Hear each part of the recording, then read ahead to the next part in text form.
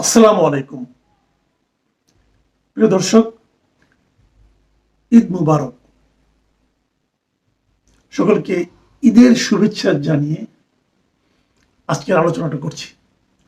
আমি গতকালকে প্রধান উপদেষ্টার ভাষণ নিয়ে তাৎক্ষণিক একটা প্রতিক্রিয়া দিয়েছিলাম এবং ঠিক ঈদের আগের দিন উনি যখন ভাষণ দিলেন, আমি অন্তত আমাকে প্রত্যাশা করেছিলাম সে ভাষণটা হবে, ঈদ তো একটা আনন্দের ব্যাপার, ঈদ তো মানুষের মধ্যে, মুসলমানদের মধ্যে, কেবল মুসলমান বলি না, আমি সকল জাতির মধ্যে একটা ঐক্যের একটা উপাদান তৈরি করে।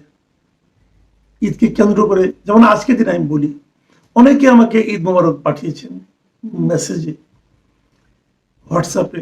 এর মধ্যে অনেকে কিন্তু আছেন অমুসলিম। তো এটা কিন্তু আসলে সবাই এই দিনটাকে উপলক্ষ করে নিজেদের মধ্যে ঐক্যটাকে, নিজেদের মধ্যে সহমর্মিতাটাকে এটাকে প্রকাশ করে।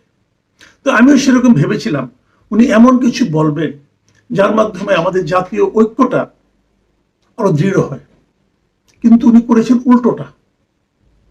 উনি এমন একটা কথা বলেছেন, এমন কিছু কথা বলেছেন যে কথাগুলোর মাধ্যমে উনি আমাদের জাতীয় জীবনে বিভেদটাকে আরো তীব্র করে তুলেছেন।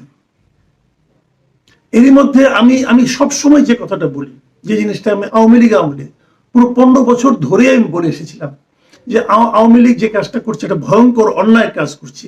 সেটা হলো দেশটাকে বিভক্ত করে দিচ্ছে, জাতিকে বিভক্ত করে দিচ্ছে। তুমি আওয়ামী লীগ করো, তুমি জামাত করো, অতএব তুমি আমাদের লোক না, অতএব তুমি এদেশে থাকতে পারবা না, এই দেশকে তুমি ভালোবাসো না। এই যে তাদের যে একটা তত্ত্ব, একটা থিওরি, এই থিওরিটার মাধ্যমে তারা কিন্তু দেশটাকে বিভক্ত করে দিয়েছিল। সেই বিভক্তির হাত থেকে বাঁচার জন্যই কিন্তু আমরা এই আন্দোলনটা করেছিলাম। এদেশের সবাই দেশের নাগরিক, সবাই এই দেশটাকে করবে।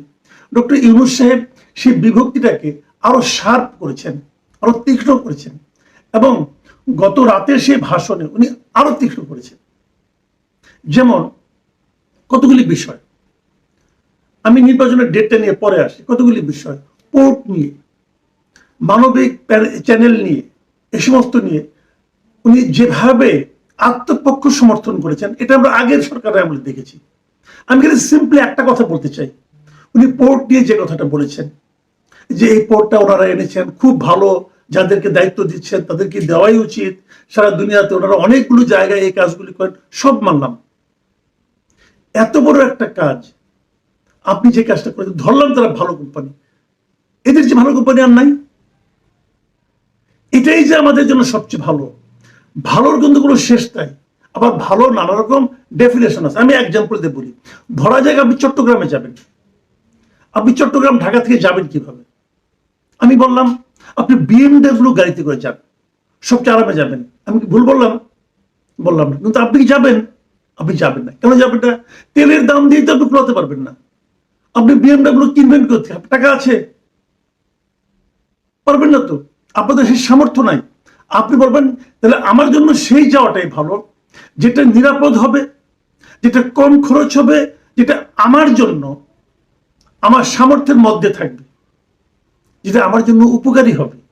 আপনি তো সেটাই চাবেন, কারণ আপনার তো চট্টগ্রামে বারবার যেতে হবে, সেটা চাবেন, এটাই কিন্তু নিয়ম। তো আপনি যে বেস্ট কোম্পানিটাকে আনলেন, এটা কি কোনো আন্তর্জাতিক প্রতিযোগিতার মাধ্যমে আপনি ঠিক করেছেন? করেননি তো। আপনার কাছে মনে হয়েছে এটাই সবচেয়ে ভালো কোম্পানি, তাকে আমি কাজ দিব। ভাই, এটা তো আপনার ব্যক্তিগত কাজ নয়, এটা তো একটা রাষ্ট্রের কাজ। আপনাকে নিয়মের মধ্যে চলতে হবে, আপনি চাইলেই পারেন না। আপনারা আমার চয়েস এক হবে না। একটা আরেকটা উদাহরণ দিয়ে বলি, আপনি ফতুয়া পড়েন, আপনি গ্রামীণ চেক পড়েন, আমি তো গ্রামীণ চেক পড়ি না, কারণ আমার আর আপনার রুচি তো এক না। এদেশের 98% না 99% লোক গ্রামীণ চেক পড়ে না। এখন তাদের রুচি আপনার রুচি এক না বলে কি তাদের রুচিটা খারাপ আপনারটা ভালো, অথবা আপনারটা খারাপ তাদেরটা ভালো বলা যাবে? বলা যাবে না। রুচি এক একজনের এক এক রকম, সবগুলো মিলেই কিন্তু একটা ঐক্য করে তুলতে হবে।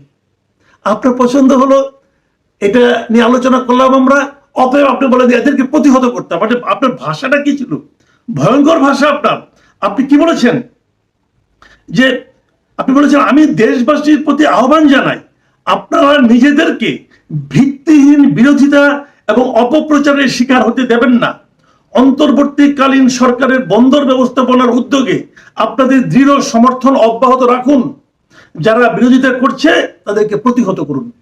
এটা আপনি বলতে পারেন? এটা বিরোধিতা কে করে নাই?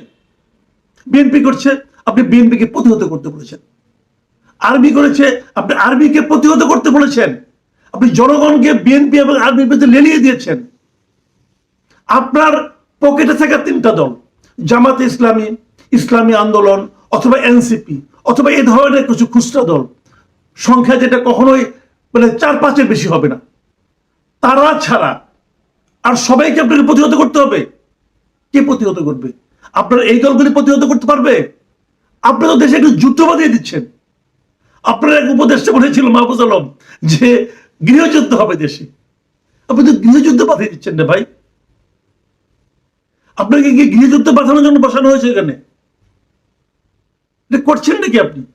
দেখুন, ইলেকশনের ডেট নিয়ে এপ্রিল মাস, আজকে আমি তো সবগুলো পত্রিকা অনলাইন গুলো দেখলাম। আজকে কে কি বলেছে? আপনার সমর্থনে কে আছে বলেন? এক, দেখলাম জামাতে ইসলামকে, তারা আপনাকে সমর্থন দিয়েছে।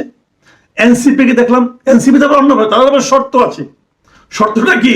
যে জুলাই যে ডিক্লারেশন সেটা আগে দিতে হবে, দেওয়ার পর যদি হয় তাহলে হবে।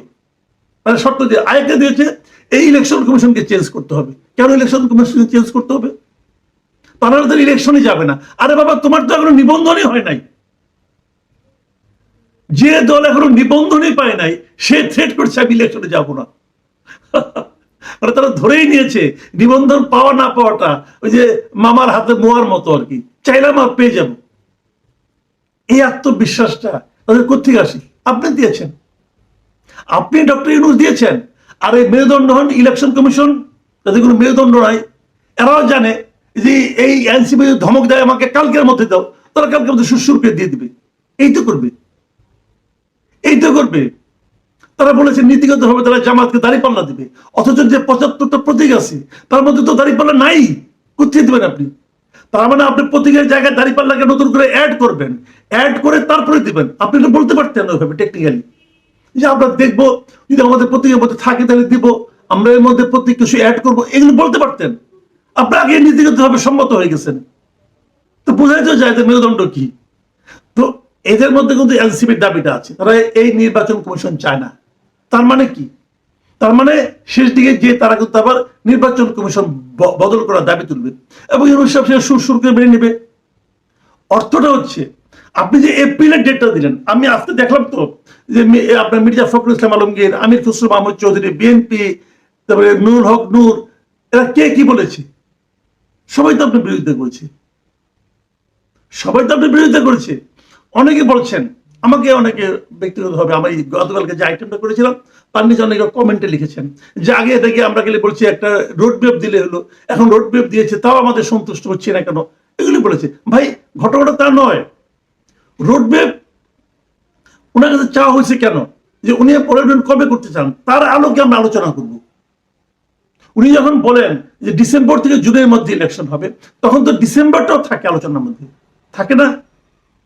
ডিসেম্বরে হলে এক আলোচনা, ডিসেম্বরে না হলে আরেক আলোচনা। কারণ এপ্রিলে প্র্যাকটিক্যালি সম্ভব না। আমি কারণটা আবার একটু ব্যাখ্যা করি কেন সম্ভব না।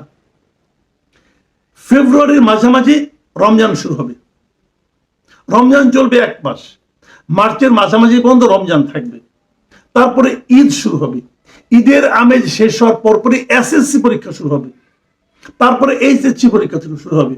এপ্রিল যাবে নির্বাচনটা করবেন, তখন এই পাবলিক পরীক্ষাগুলো চলতে থাকবে, যেটা এই বছরও চলেছে। আপনাদের তো পোড়াপনের শিক্ষা দীক্ষা নিয়ে কোনো খেয়াল নাই, পাত্তা তো আপনাদের কাছে শিক্ষা তো কোনো বিষয় নেই ভাই। আপনারা কি করতে আসেন আল্লাহ জানে। এই যে একটা জেনারেশন, একটা প্রজন্ম লেখাপড়া থেকে বঞ্চিত হচ্ছে, লেখাপড়া দিকে মন দিচ্ছে না, খেয়াল আছে কেন আপনাদের? পাবলিক বিশ্ববিদ্যালয়গুলোতে এই যে গত বছর ইন্টারমিডিয়েট পাস করছে, তারা কি এখনো ফার্স্ট ইয়ার ক্লাস শুরু করতে পেরেছে? কেউ জানে, কেন পারছে না? একটা বছর গেলে বসে বসে কাটাচ্ছে এরা, কেন? কোনো খেয়াল আছে? আপনি পড়ে আছেন আপনার বন্দর নিয়ে, আপনি পড়ে আছেন আপনার মানবিক করিডোর নিয়ে। ভাই, এত রাজনীতি করেন না, আপনি তো রাজনীতিবিদ না এবং ভালো করতে পারছেনও না। তো তো বিষয়গুলো এখানে বুঝতে হবে। এপ্রিলের নির্বাচন আপনি করতে পারবেন না। আপনি যে এপ্রিলে করতে চাচ্ছেন, এটা করলে দেশের 12টা বেজে যাবে। এপ্রিলে পর্যন্ত এই বছরের ডিসেম্বরে নির্বাচন না করার অর্থ হলো নির্বাচন আগামী বছরের অক্টোবরের আগে আর হবে না। শেষ মুহূর্তে একটা কারণ দেখে আপনি এগুলি করবেন, তো এগুলো ঠিক না। দেশকে নিয়ে, সাধারণ মানুষকে নিয়ে, রাজনৈতিক দলগুলোকে নিয়ে এটা করেন না। এই রাজনীতি ঠিক না। আমি জানি না মানুষকে মানুষের প্রতিপক্ষ হিসেবে দাঁড় করিয়ে দেওয়ার মধ্যে কি আনন্দ এই বৃহৎ লোকগুলো পান। এই লোকগুলিকে আমরা বড় মানুষ মনে করি। বড় মানুষদের মধ্যে এই সমস্ত ক্ষুদ্রতা কেন থাকে, এটা আমার কাছে এখনো ক্লিয়ার না। কোনো কারণে ডিসেম্বরের কি সমস্যা এ পর্যন্ত কোনো ব্যাখ্যা করেন নাই উনি। দেখুন উনি কি বলেছেন। উনি বলেছেন বিচার সংস্কার ও নির্বাচন সংক্রান্ত চলমান সংস্কার কার্যক্রম পর্যালোচনা করে আমি আজ দেশবাসীর কাছে ঘোষণা করছি যে আগামী জাতীয় নির্বাচন 2026-এর এপ্রিলের প্রথমার্ধের যে কোনো একদিনে অনুষ্ঠিত হবে। পর্যালোচনাটা কে করছে? আপনি একা করছেন নাকি কোনো কমিটি করছে? আপনার এই পর্যালোচনা কি কোনো পলিটিক্যাল পার্টি ছিল? যদি না থাকে তাহলে কিভাবে পর্যালোচনা আপনি করলেন? তার সঙ্গে পর্যালোচনা করলেন। আপনার তো উচিত ছিল তাহলে সর্বশেষ যেদিন আপনার সঙ্গে সমস্ত পলিটিক্যাল পার্টি মিলল, তারা তাদের বক্তব্য দিল, সেদিন আপনি তাদের সঙ্গে আলোচনা করলেন না কেন? যে কেন আপনি এপ্রিলে করতে চান? আপনি যে এপ্রিলে করার জন্য পর্যালোচনা করে